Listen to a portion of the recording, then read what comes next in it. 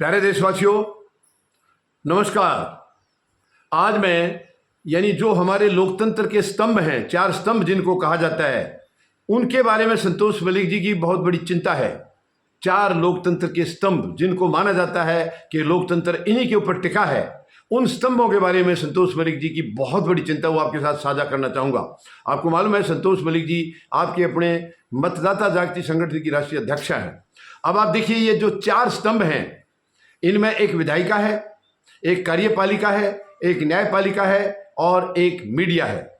और संतोष मलिक जी का कहना है इन चारों के अंदर केवल विश्वास किया जा सकता है तो न्यायपालिका किया जा सकता है, न्यायपालिका का, और किसी का विश्वास आज रहा नहीं है देश में। इन्होंने खुद अपना विश्वास बर्बाद कर दिया है। ना तो कार्यपालिका ने अपना विश्वास रखा है, ना ही विधायिका ने रखा है, ना ही मीडिया ने रखा है। ये सब मीडिया को आपको मालूम है गोदी मीडिया कहा जाता है। ये लोकतंत्र के 4 स्तंभ में से 3 ध्वस्त हो गए हैं। अगर भरोसा किया जा सकता है तो केवल न्यायालय पर, केवल न्यायालय पर। और न्यायालय के ऊपर जो आज प्रहार हो रहे हैं वो शर्मनाक हैं। हम राजनीतिक व्यवस्था का कैसे यकीन करें?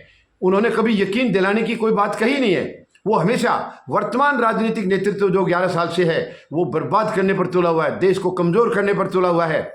और इनके आदमी जरा सा भी कोई फैसला माननीय सर्वोच्च न्यायालय से ऐसा आ जाए जो इनकी गंदी नीतियों के खिलाफ है तो ये अफरा तफरी मचाने के लिए तैयार रहते हैं, बकवास करते हैं, उसके बाद माननीय न्यायालय के प्रति गंदी गंदी भावनाएं रखते हैं।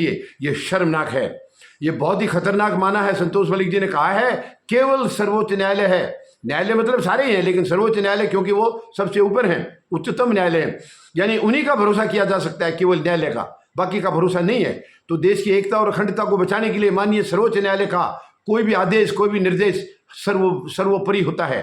वो हमें किसी भी हालत में मानना चाहिए। लेकिन आज माननीय सर्वोच्च न्यायालय के खिलाफ भी उल्टे सीधे बयान दिए जा रहे हैं, घटिया घटिया किस्म के बयान दिए जा रहे हैं। ये बहुत ही शर्मनाक है।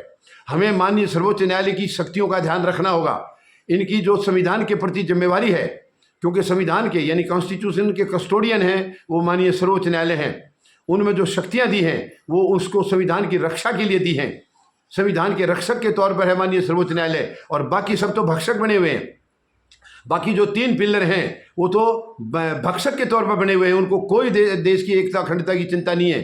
देश कहाँ जा रहा है, किस तरफ जा रहा है, क्या नुकसान हो रहा है, फायदा हो रहा है, उनको कोई लेना देना नहीं है। लेकिन माननीय सर्वोच्च न्यायालय क्योंकि उस दायरे में बंधा हुआ है, उनको शक्तियां हैं, संविधान के कस्टोडियन है वो, इसलिए केवल हमें न्यायालय का भरोसा करना है, बाकियों का भरोसा हम नहीं कर सकते।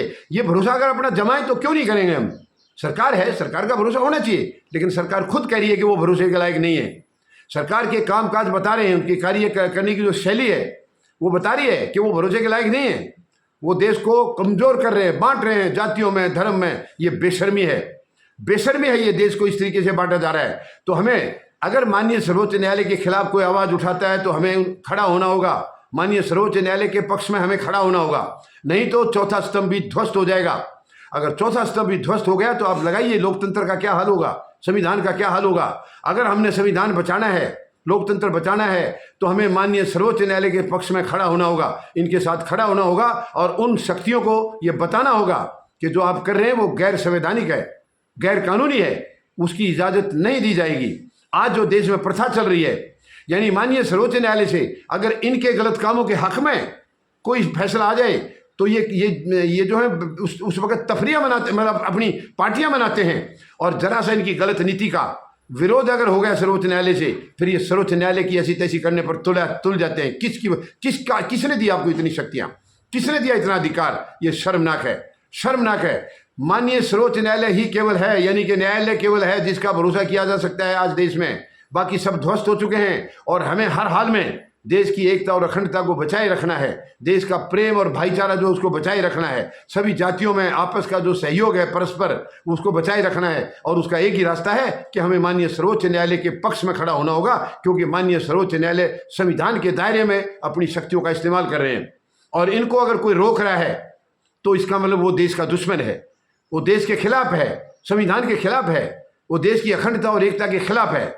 जो भी सर्वोच्च न्यायालय के खिलाफ अगर आज आवाज उठा रहा है, जो कि कई आवाजें आ रही हैं आज सरकार के अंदर से लोगों की बहुत गंदी आवाजें आ रही हैं जो माननीय सर्वोच्च न्यायालय के खिलाफ है, उनको बर्दाश्त नहीं किया जा सकता किसी भी हालत में। वो देश की एकता और अखंडता के खिलाफ है, उसको किसी भी तरीके से बर्दाश्त नहीं किया जा सकता है। तो माननीय सर्वोच्च न्यायालय के साथ हमें रहना होगा। संतोष मलिक जी की अपील है आपसे अपील है कि हमें किसी भी हालत में सर्वोच्च न्यायालय को अकेले नहीं छोड़ना है और माननीय सर्वोच्च न्यायालय को भी इनके खिलाफ एक्शन लेना चाहिए। संविधान के अंदर जो आपको शक्तियां हैं उन्हीं शक्तियों का इस्तेमाल करके ऐसी ताकतों को रोकना होगा, वरना ये देश को बर्बाद कर देंगे। इनको देश से कोई लेना देना नहीं है, देश से इनका कोई प्रेम नहीं है। मैं महामहिम राष्ट्रपति महोदया से भी और माननीय सर्वोच्च न्यायालय से भी निवेदन करूंगा कि इस किस्म की जो हरकत करते हैं, जो लोग संविधान के खिलाफ, सर्वोच्च न्यायालय के खिलाफ बोलते हैं, वो देश की एकता और अखंडता के खिलाफ है। तो ऐसे लोगों को इनका इलाज किया जाना चाहिए, वरना ये देश का बहुत बड़ा नुकसान कर सकते हैं, लोकतंत्र को तहस नहस कर देंगे ये।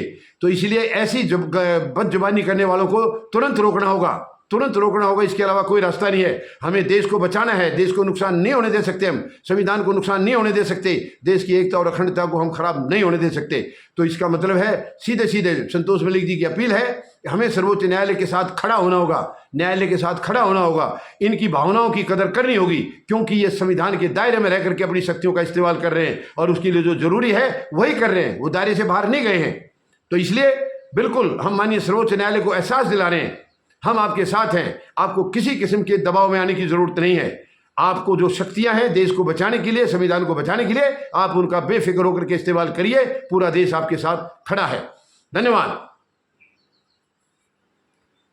जय जवान, जय किसान, जय हिंद।